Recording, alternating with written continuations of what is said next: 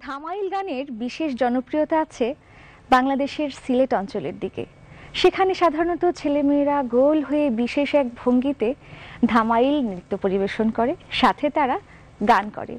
দর্শক, এবারে আমরা দেখব হবিগঞ্জের নৃত্যশিল্পীদের চমৎকার একটি নৃত্য পরিবেশনা। ডেকে নিচ্ছি তাদেরকে, দেখি তারা কি চমক দেখায় আমাদেরকে তাদের নাচের তালে তালে।